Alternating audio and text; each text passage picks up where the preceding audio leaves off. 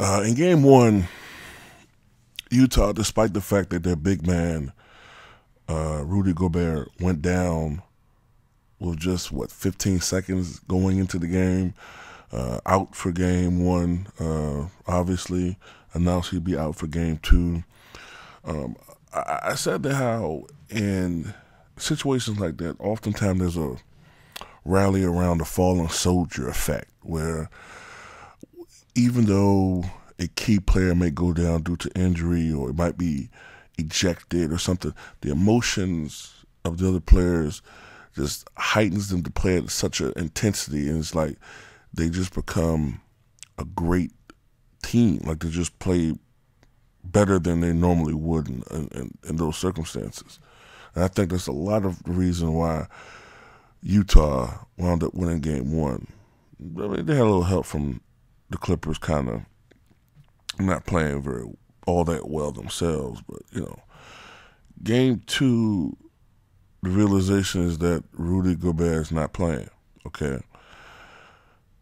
And you have time to strategize when you're the Clippers, okay? Have time to search out a game plan about what you're going to do. And I think that Utah was a little bit flatter in comparison to how they played in game one. Not to say they were flat, but when you have something like that happen, it motivates you and you just will yourself to playing at a tremendous level. I think that the key to this series, or this game, I should say, actually, is you take out Rudy Gobert, a guy who was giving you 14 points, 13 rebounds, and 2.5 blocks a game, 66% shooting from the floor, 7'1", maybe 7'2", 250 pounds. You take him out, and you're a little soft inside, and that's what the Clippers did. They outscored them in the paint, something like 60-38, which is crazy. Out-rebounded them 38-33, and those are pretty much the keys to the victory.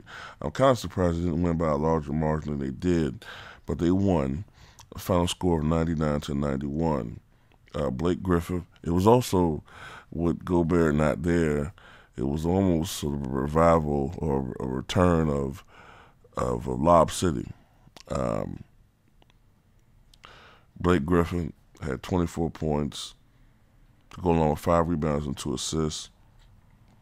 DeAndre Jordan had 18 points and 15 rebounds.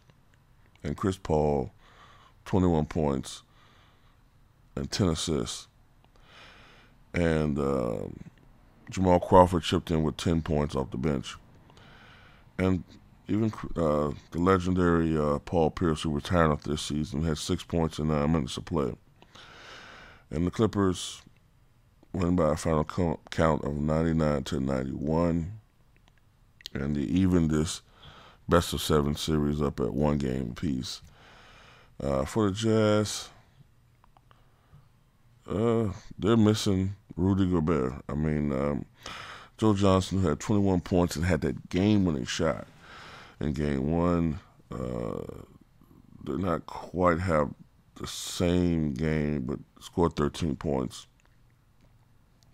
Gordon Hayward, if memory serves me correctly, had a strong double-double in game one. Still had a good game, 20 points, but this time was limited to 6 rebounds. Derek Favors had a decent game, 13 points, 7 rebounds, but George Hill, 12 points, 7 rebounds. I mean, you had some guys who performed, but they didn't quite have the same games that they had in game one. And the Clippers evened the series up at 1 game apiece. But tell me what you guys think.